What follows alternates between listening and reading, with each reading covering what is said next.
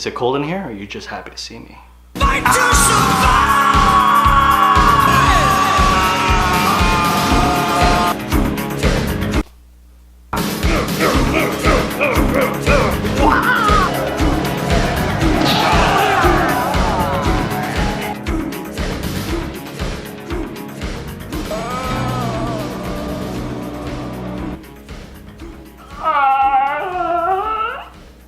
Hello everybody, welcome to Llew's Reviews. And this is going to be a very special video, even for me, because it's March 2018. And the great thing about March is I get to celebrate my birthday.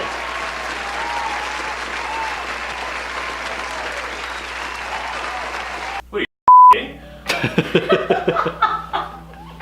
And it was brought to my attention that a beloved cult classic martial arts movie is reaching its 30-year milestone. It was originally released in theaters on February of 1988. I'm talking about Bloodsport, starring Jean-Claude Van Damme. The epic story of a military guy who goes to fight in the Kumite, an underground no-holds-bars tournament. Conveniently so, because Kumite roughly translates to free fighting, so anything goes. So in this video, I would like to share with you my 5 favorite things about Bloodsport. And I will be digging deep into the story of this movie, so a spoiler alert is active right now. Number 1, it was based on a true story? Oh, bullshit! Bless you. Thank you.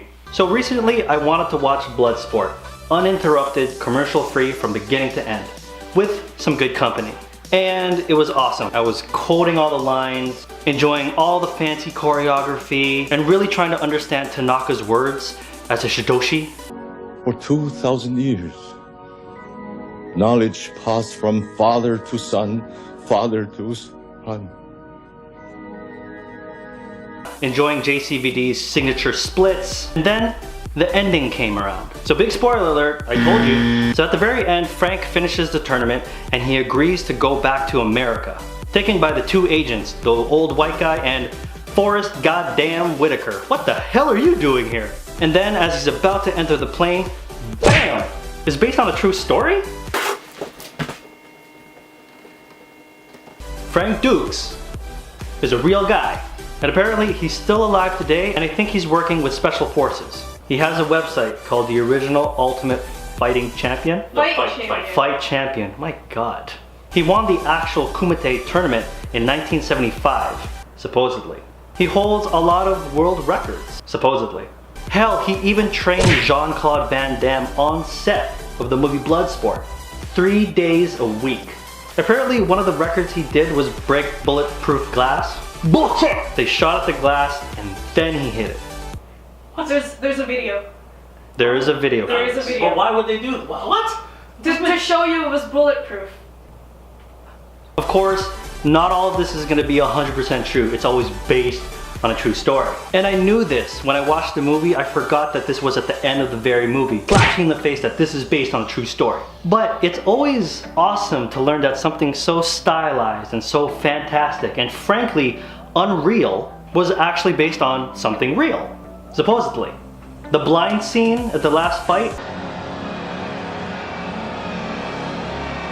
apparently it actually happened. A lot of the characters and the other martial arts in the movie were based on real people. The groin punch, or the bladder punch, supposedly happened. And then this godforsaken scene.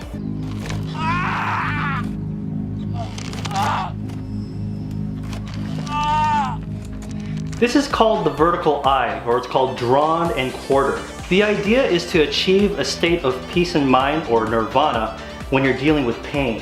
And what can I say? It's awesome. Number 2, the lines. So the writer of this movie, his name was Sheldon Littich. Lettuce? He must have had a blast writing this stuff and enjoying a lot of cheese while doing so. Because some of the lines in this movie, here's a few of my favorite scenes. Didn't flinch. You have fighting spirit. You mean you're not gonna call the cops? You're not gonna call the cops? Knowledge passed from father to son, father to son. No. Bottom 1. Okay, USA. Okay, USA. I'm Lin. You Jackson? You look like a Jackson. Yeah, you look like a Jackson. One day, when I grow up, I'm gonna fight the Kumite. The kid!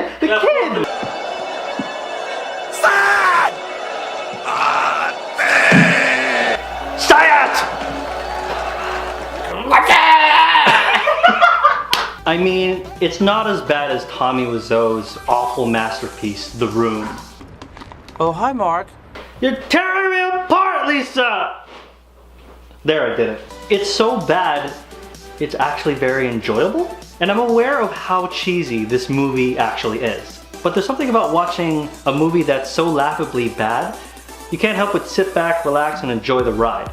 Number 3, the fighters. So in a kung fu movie, you're gonna have matches and you're gonna have people to fight. And Bloodsport has a handful of memorable fighters. Take for instance, the Penny guy. You lose, American asshole. Now I'll show you some trick or two. Or the coconut guy. Or whatever the hell this guy was.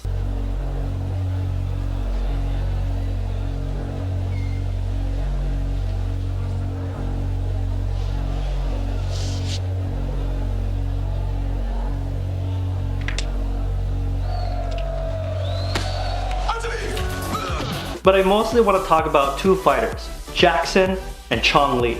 No, not Chong Li, Chong Li. Both of which were based on real people. The actor for Jackson, his name was Donald Gibb. Fun fact, he was actually in the NFL and he played for the San Diego Chargers. But the guy is an all-American man's man, and the bromance that he develops with Frank Dukes just makes him more likable. The real person that Jackson is based off of is a guy named Richard Robinson, who, like in the movie, was another fighter in the Kumite. The character of Jackson is just energetic, he's loud, he's enthusiastic, and he's crazy. And can we just show my favorite scene, the kill you man part? I'm gonna kill you, man! Yeah, you, man! You got it! To kill you, man. Yeah, you.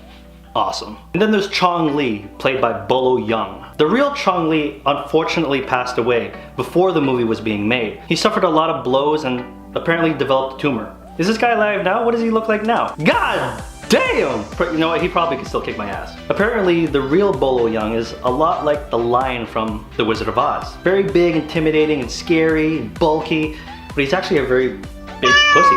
That's actually kind of mean. What I meant to say is, he's a very, very nice guy. He actually brought his son every day on set. And also, he's a friend of Bruce Lee. If you might recognize him, he was in the movie Enter the Dragon. He played Bolo. It's funny because they actually borrowed a line from Enter the Dragon into Bloodsport. You remember the part where he's like, But break, not hit back. but in Enter the Dragon, it was... Or don't hit back. Number 4, athletic feats. I'll be honest, as much as I love this movie, it's not the best martial arts movie out. Blasphemy! The choreography is stylized in a way that makes it look very, very cool, especially on film. I mean, can you really imagine a guy jumping up and doing a spin kick in the air 3 times in a row? It's cool, but come on.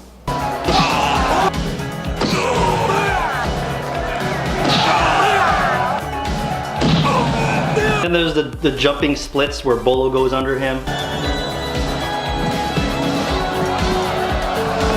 But it's okay, it's visual eye candy. It's meant to be like this. It's designed in such a way so that we could watch in awe. And it's awesome. This is Jean-Claude Van Damme in his prime. His signature splits, every time we see it, it looks so cool it actually hurts to watch him. That hurts me just looking at it. You said it, Jackson. Another fun fact, no stuntmen were actually used in this movie. Everybody was showing off all their unique moves, and it was pretty great. Even today, 30 years later, Jean-Claude Van Damme is still looking good. Have you seen the commercial with the trucks? Or even him as a villain in Expendables 2? Yeah, man! Number 5, the dim Mach.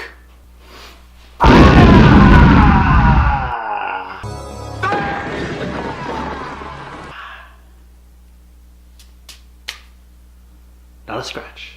Personally, I wanted to learn more about this so-called death touch. What is this all about? The idea is to transfer your ki or kinetic energy to a single point of contact. I honestly don't understand anything I just said. But it's like the swinging pendulum of balls that you would see in an office to pass the time and your boredom. The only time I've ever seen this was in a Jet Li movie called Fearless in 2006, where he does this twisting fist punch. The idea behind the Mach is to attack your internal organs. In the movie, Frank was able to break the bottom brick when there was 4 of them on top of that one. Fun fact, in actuality, the real Frank Dukes was able to break the bottom board out of 2 of them, while striking, of course, the top one. Again, it's just one of those fantastic moments of disbelief, and you can't help but think it's awesome. Totally unreal, but it's awesome. But what blows my mind about this entire movie and the making of it and all that jazz was all based on some crazy Canadian born in Toronto, Ontario, Canada. That's right, ladies and gentlemen. Apparently, Frank Dukes is Canadian. Oh, Canada! Well, there you have it. This is my 5 favorite things about Bloodsport. Did you like them? Did you hate them? Did you have your own favorite things that I missed? Feel free to make a comment below, but check out my other videos and my reviews. Look down, like, subscribe, and you'll be good to go. And I'll see you next time. Bye!